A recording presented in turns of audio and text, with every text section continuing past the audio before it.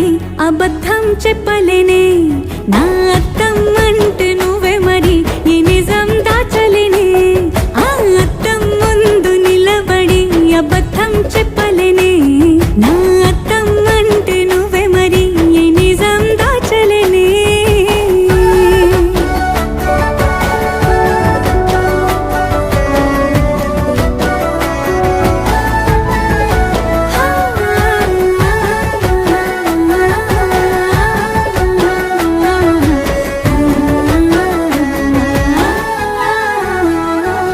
నీకు నచ్చిన సంగీతం ఏంటి